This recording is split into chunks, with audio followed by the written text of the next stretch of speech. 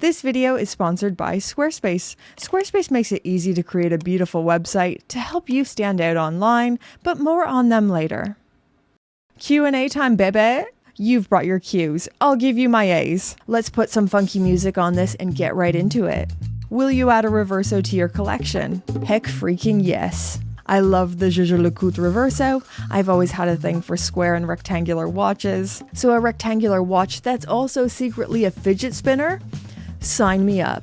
What is the current situation with Rolex ADs in the UK? Are there any models going without waiting lists?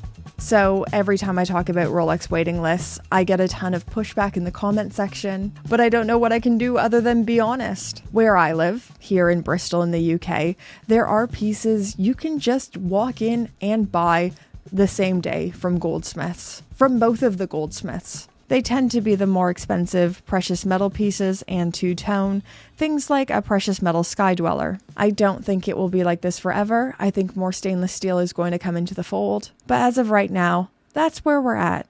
Double wristing, yes or no? No.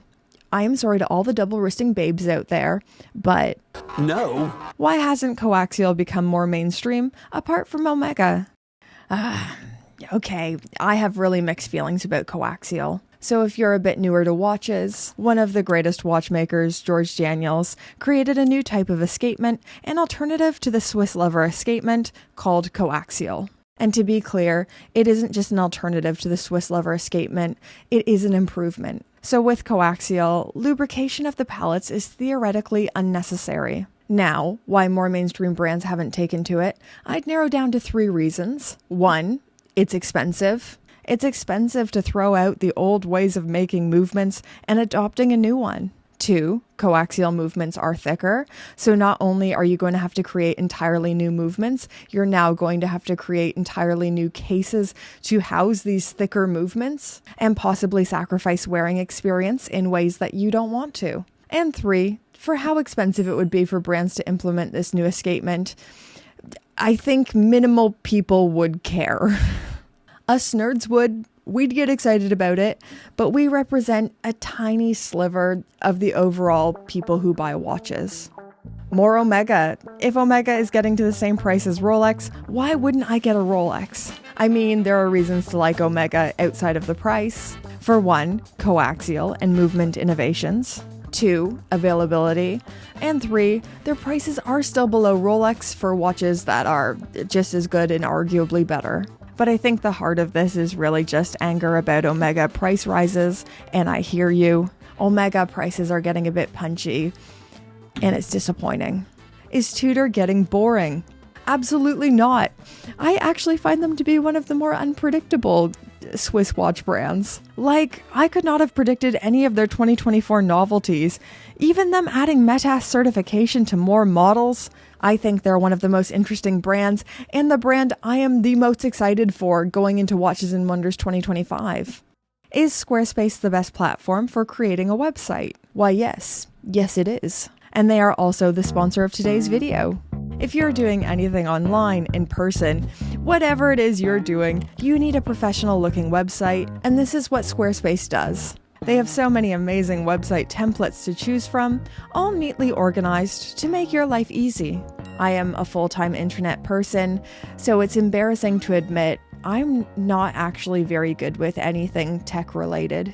But even I can wrap my head around their design features and tools, like Fluid Engine, which allows you to drag and drop so you have full control of how your website looks. They have introduced this thing called Design Intelligence, which uses AI technology to build a beautiful, personalized website. And when it's time to get paid, baby, they've got you covered.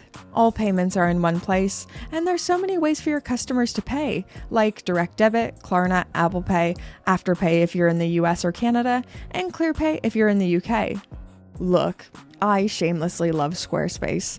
I've been using them since before they were a channel sponsor. I'll be using them long after. But for now, it's nice that they want to work with me, and it's a pleasure to recommend them. If you want to try them out too, see what all the fuss is about, head to squarespace.com/BritPierce. The link is in my description, and if you use my link, you can save 10% off your first purchase of a website or domain. Get 2025 started off right, click that link, make that beautiful website, and thank you so much to Squarespace for sponsoring this video.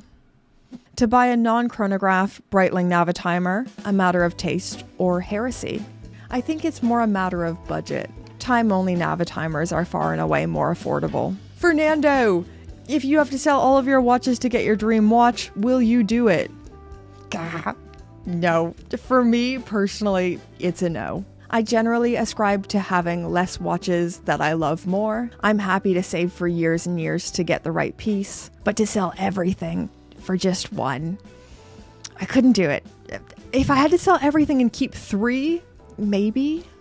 Time to loom. Which watch content creator is the worst? Oh, far and away watch.gringa on Instagram. I don't know if you follow her. So self-indulgent. Ugh. Ooh, this one's juicy.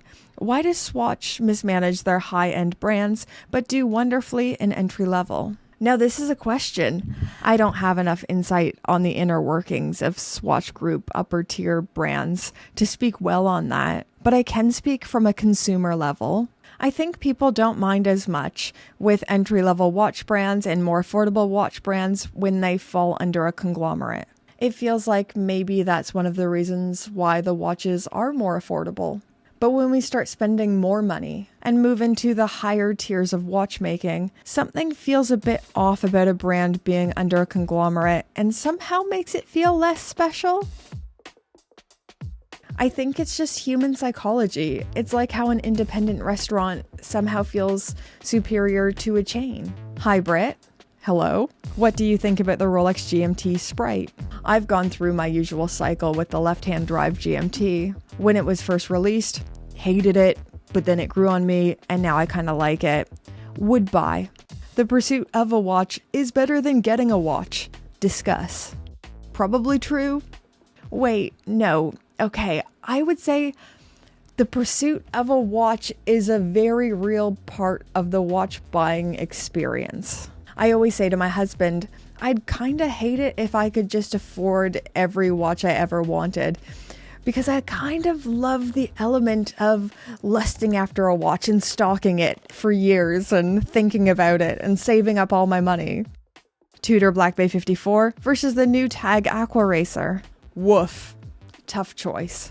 I obviously chose the Tudor Black Bay 54 and I love it, but I do have a soft spot for the Aqua Racer. If you want something 50s feeling, Tudor, something a bit more 2000s, Aqua Racer. Christopher Ward review, but not the flashy ones like the 12 Bel Canto or Lumiere, coming very soon. Do you like women's watches having a separate identity, or do you feel it's outdated? Okay, I can't tell if I'm a bit old school, but I never really cared about this. To me, the categorization just shows a brand's intended audience or target demographic, but it doesn't really mean anything beyond that. I have lots of men's watches and women's watches. Same with my husband. There's women's watches that he likes for himself. Who cares about the categorization?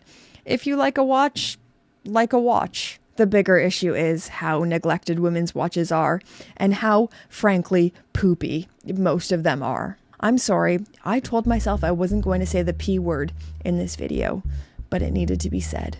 What is your honest opinion on the AP Royal Oak? I tried it on and hated it. The bracelet felt cheap.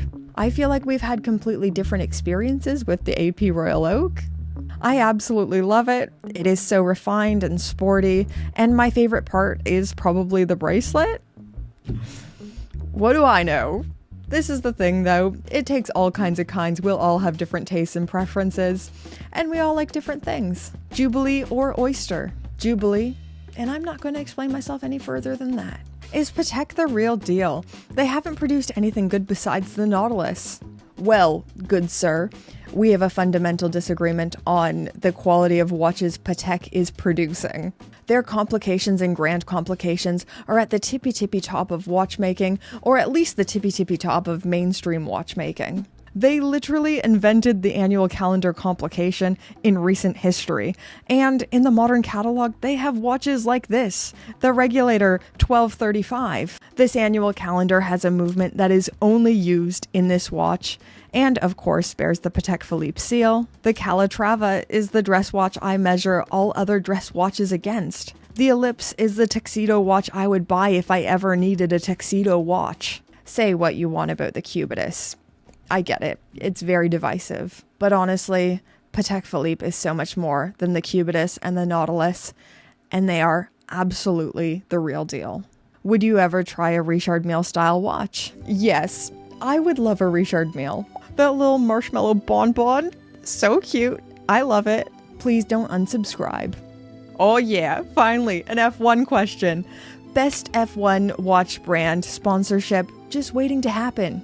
I've said it once and I'll say it again, Zenith and Haas. And now, with Cadillac entering the mix and wanting to stay all-American, maybe Cadillac and Hamilton? Just to get under Lewis Hamilton's skin? Think about it. Okay, final question. Why buy a Rolex if you can get a Metas Tudor for half the price? I mean, it depends on what you're looking for. I am a Tudor lover, always will be, but Rolex is certainly a cut above when it comes to finishing and overall design. When I hold one of my Tudors next to a Rolex, you can see why the Rolex is priced the way that it is. Their finishing is better, they use more premium materials, and it is more elegant on the wrist. But this isn't to say Tudor is garbage. Au contraire.